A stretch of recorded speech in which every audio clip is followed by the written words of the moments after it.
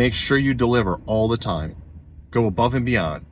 Secondary to that, always, always, always plan for all the things that could potentially derail your business and cause problems and make it so that you can't deliver to your customers. Very important business strategy, method, must-to, I don't know what to call it. If you want to be, not the nine out of 10 businesses that go out of business, or if you want to keep your customers, if you want to earn the majority of their business and not just a portion of their business, you must plan for all things in your business to ensure you show up doing whatever it is that you're supposed to be doing.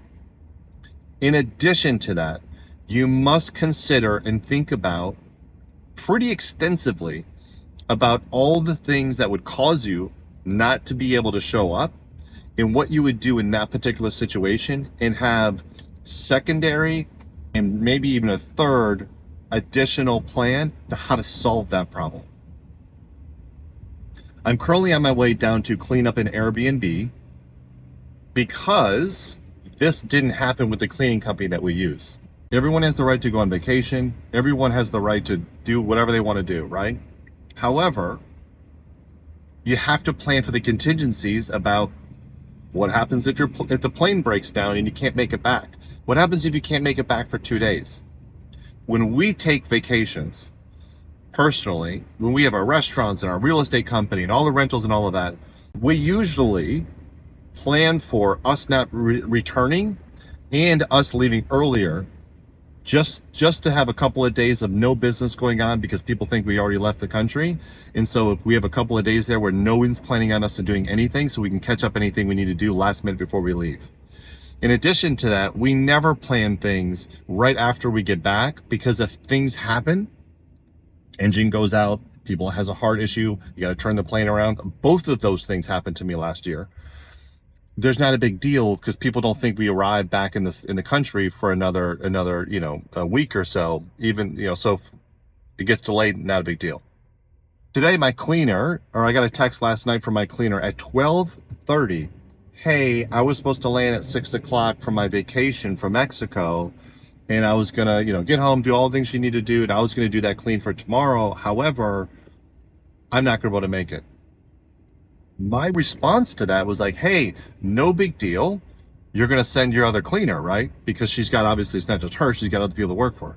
No. I wanted to do your clean. My cleaner always does the cleans for me, the owner of the company, because we're a larger client. Our properties pay well. They have a lot of things going on, and she just wants to make sure we're taken care of. No, I just planned for me to do it. The other people are all busy, already booked. So who's cleaning the property then? Me. I have to clean the property. Well, okay. Luckily, I wasn't necessarily doing anything too crazy on Saturday where I'm able to change my whole schedule and go clean the property. But my question is, like, what would have happened if I wasn't available? What if I was out of the country? What if I was 4 hours away in North Carolina visiting family or something like that? I thought my property, my things were taken care of. Now they're not. What would have happened? I have a check out today at 10 and a check in at 3 o'clock. Like, there's a window. I need someone in there to clean it. When you're doing business, this person should have planned for, when she's gone, to have all those cleans done by her crew. But she should have also planned of, like, what happens if I'm in Mexico and I come home and I get sick on a trip and I'm sick for 2 days? Or what if the plane gets canceled? A lot of the flights that fly to Mexico and stuff, Spirit Airlines, all those, like, they're terrible. They always cancel. Like, she should have planned all those things. Never, ever she should have planned, hey, I'm going to be in on Friday and I'm going to do the next thing the next morning. That's a recipe for disaster. I understand why she's doing it. Means more money in our pocket, more revenue. She's coming off a long vacation. She's going to want that revenue. If she cleans it, she's not paying someone else. She's making more. She's trying to take care of me. I appreciate it. However, that's a catastrophic problem, because if I'm not able to do it, there's no solution. And I got a lot of really awkward conversations to have to people, or now I'm having to pay 3 or 4 times X for cleaners, calling around Atlanta, trying to figure out who can go out there and hoping it works out best. When you're doing business, you must plan for whatever it is that you're doing. You must then also plan for any contingencies that could possibly happen. And in this case, she should have had her crew cleaning for her if she's arriving back on Friday till probably Monday or Tuesday of next week. That would have gave her time to get back, maybe possibly have an issue, get delayed once or twice, get settled in, probably walk all the properties that other people have been cleaning, catch up with everyone, do whatever she needs to do. That would have been less revenue for her, but it would have been keeping a client. Because now going into this situation as a business owner, I have to be thinking about like, well, I can't have this happen. This is not an okay solution for me. So I now have to probably go like, well, I'm probably going to have to find another cleaner and probably break those cleans. And next time when she's like, hey, I'm going to go on vacation, I probably just have to take her completely off the schedule and just let the other crew do it. I'm going to have to do what she should have been doing for her business.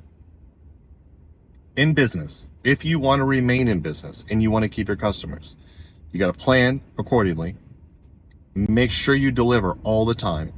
Go above and beyond. Secondary to that, always, always, always plan for all the things that could potentially derail your business and cause problems and make it so that you can't deliver to your customers.